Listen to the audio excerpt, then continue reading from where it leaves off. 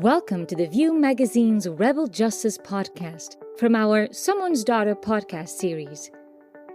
Today, we bring you the profile of a photographer, Peter Dench. Peter is also a presenter, writer, author, educator, and curator, and has over 20 years of experience in the advertising, editorial, corporate, and portraiture fields of image making.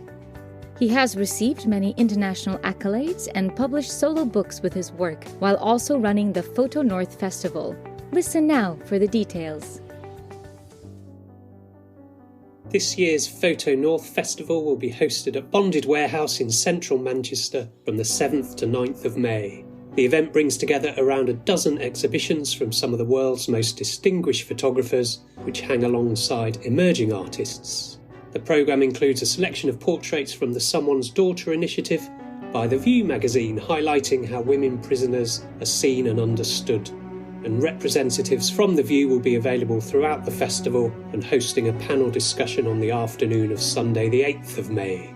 All of this takes place against a backdrop of film screenings, talks, portfolio reviews, competitions, book and zine stalls and more. There'll be the opportunity to meet some of the exhibitors, develop contacts in the industry, meet new friends, catch up with existing ones, or just relax in the company of fantastic photography. For more information, head over to photonorthfestival.co.uk. Temi Fajemisin, a first-year English student at UCL, spoke to Peter. Thank you, Temi. I wanted to start with asking, how did you get into photography, or what first drew you to photography? Yeah, I guess that's always a good place to start. Yeah, what drew me to photography?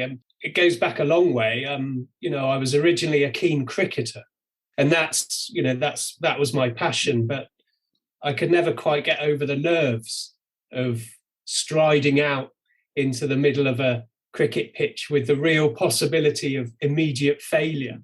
So I used to feel nauseous for weeks before a match. So I knew that, it wasn't gonna last. So I sold all my cricket gear, and then I was trying to think of a reason to get myself outside and, explore my surroundings and photography. So this seemed the obvious choice. So around the age of 14, I think I unwrapped a second-hand Pentax ME Super for Christmas and started sort of exploring the world with a camera. But it was a long process. It took me about 3 years to start pointing it at people. And that still frightens me from time to time. So, it goes back to being a teenager, but I started taking it seriously as a career round about the age of 18 when I was studying in Bournemouth. And I just thought, if you can travel the world at someone else's expense, make people laugh, make people think, and, at the very best, effect change, that didn't seem a bad way to spend my time. Oh, okay, thank you. In many places, you're described as a photojournalist as well as a photographer. I was wondering, do you think that this is an important distinction? And if so, how? I used to think it was an important distinction. Certainly for the first 10 years of my career, that's what I was working towards. Those were the kind of photographers I took inspiration from. But I'm not so concerned with labels now. If someone asked me what I did as a photographer, I'd probably just say storyteller. It's a tool that I use along with the pen or the telephone or social media to try and sort of tell stories that matter to me and that I hope people want to see. That's really interesting. Thank you. So then I guess you've spoken about being a storyteller and communicating, but how would you describe your photography style? Oh, well, it's definitely colourful. Other people would describe it as quirky. There's an element of humour to it, which I think is a good way of getting a story across. I think humour can be an important tool, again, if you can disarm your viewer with humour and laughter, then and then throw in some more serious pictures. What I like to do if I'm creating either a magazine spread or a book or an exhibition is to take the viewer on a journey. So if I can make them smile and make them think, then for me that's kind of a successful part of what I do, but I definitely attribute my style to where I grew up, which was in a kind of quite a working class, typical British seaside town on the south coast. So, kiss me quick hats, that kind of saucy seaside sense of humour embedded itself quite early. So I can't see in black and white. A lot of my work is primary colours, bright saturated colours, and I attribute that to the first things I saw, bumper boats, the red arrows, blue skies, deck chairs, the amusement arcades, all that kind of fed into the style that I think I have. I feel like when I was looking at your work, the tale of the red tape kind of seems to go with this idea of like journeying, taking your viewer on a journey and telling a story. So could you tell me more about what inspired you for that? Yeah, that's interesting you pick up on that one, because I'd say 90% of my work is about people. That's what excites me, how people behave, in their leisure time or wherever. And that tale of the tape is people-less, but that was born out of lockdown. So I worked closely with Getty Images, and my editor there suggested that there might be something to say, about lockdown, because seemingly overnight, I live in central London.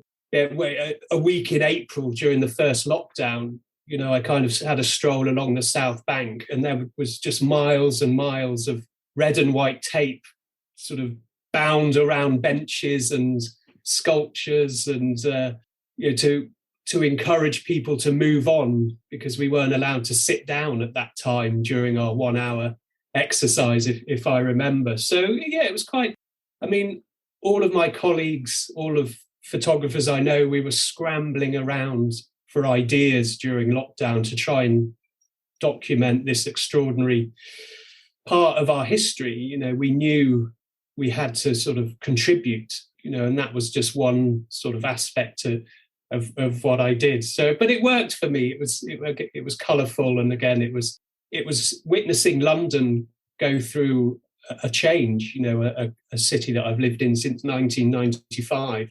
You could stand on the South Bank and hear the parakeets and not see anyone for 10, 15 minutes. So it was quite an extraordinary time, and hopefully, those pictures capture a small part of that. You've talked a lot about change already. So I was wondering, how do you think photography can be a catalyst for social change? Quite a broad question again. Yeah, I think it can be, for sure. Otherwise, I guess I wouldn't pursue it. But it's not always that obvious how it can affect change until later. I just personally, I just try and trust my instinct. And if I think there's something worth photographing, generally I'm right in thinking there's an audience for it. So if I have an idea that won't go away, the only way to get it to go away is to document it and package it and get it out there and see if people react. It's not always the case, but the work we're seeing coming out of Ukraine at the moment is certainly, I think, having a positive impact on how people think and how they act. So yeah, it is a broad question, but I think it is our duty to have something to say, or at least to contribute to the conversation going on, sort of both nationally and internationally. So kind of going off that a bit, you talked a lot about the audience and how they react in interaction. So how important do you think it is? Do you think photography is more about communicating with an audience? Do sometimes people react to your photos not the way you intended to? And how does that make you feel, I guess? Yeah, I'd like to think my own photography is collaborative and not sneering. A lot of the topics I cover are familiar to me from my upbringing and from my youth. So, it's just trying to create a balance of sort of what I'm trying to say. A lot of my work is about England and Englishness and English identity. And, I'd say 95% of the people that I've photographed don't mind being photographed. When I'm out shooting, I'm always honest I'm always truthful about what I'm doing. I'm not ashamed to be a photographer. So if anyone comes up to me and says, "What are you doing?" I'll let them know. And as long as you're open and honest about your intent, generally people want to collaborate. Occasionally someone I'm photographing will say, "Look, I'd rather not be involved in this." And, I have to understand that's perfectly acceptable for them to do and move on, because I think over the 22 years I've been photographing, because of the accessibility of photography and photographs, people are a lot more cautious about where they end up. So that's understandable, and that's something I have to realize, when I am out shooting a project. So what are some other challenges you face when you're shooting like people? Well, I mean, the hardest thing as a photographer, and I'm paraphrasing a dear friend of mine called Tom Stoddard, who passed away last year, one of the greatest photojournalists I had the privilege of knowing. He always kind of said the hardest thing is just to keep swinging your legs out of bed, to leave loved ones behind, to spend money you might not have for no tangible reward. So, getting up and getting out is the biggest challenge for me. And it always has been. Pointing a camera at someone, again, as I sort of referred to earlier, is sometimes a tough thing to do. It still takes, a lot of practice for me to have that discipline. Yeah, and just, those are the two biggest challenges. But I enjoy what photography can do, and once I'm out there interacting, generally I do find it a positive experience. So are there any particular photographers or works you would say that influence you quite a lot or have influenced you quite a lot? Yeah, it's generally the photographers that do what I don't. Again, the work that's coming out of Ukraine, I haven't gone myself yet because I don't know, because they're doing such a great job, and I don't know what I can add, and I certainly don't feel as though I could better what they're producing. So photographers like Brent Sturton, who does a lot of environmental work, is a big influence. Tom Stoddard has always been there, still is an influence. Marcus Bleasdale, a photographer who produced a lot of work in the Congo, the Democratic Republic of Congo, and for Human Rights Watch. So basically the photographers who do what I don't, and beyond photography as well, columnists, writers like Danny Wallace. You kind of cherry pick inspiration from various places, and probably the biggest influence are the writers that I've worked with, the journalists that I've worked with over my career, from A.A. Gill to Sean Thomas. They're the people I spent more time with, while I was working, rather than alongside other photographers. I was wondering if you could tell me more about the Photo North Festival and why you think it's so important. Yeah, well, this is so as a photographer, it can be quite a selfish pursuit. You're competing both for editorial commissions, for page space, in competitions, and I was kind of guilty of that. And then when I turned 40, I started to realize that my competitors weren't going away, and they were also doing great work. So I started to take an interest in, what other photographers did, which sounds a simple sort of thing to do, but it was quite a jump. So that was 10 years ago. And as I mentioned, I live in central London, so I get to see a lot of exhibitions. And inevitably, when the exhibition would finish after maybe a very short run, created at great expense, I'd ask the photographer, what's happening to the exhibition now? And they'd say, oh, it's going under the bed or into storage or on top of the wardrobe.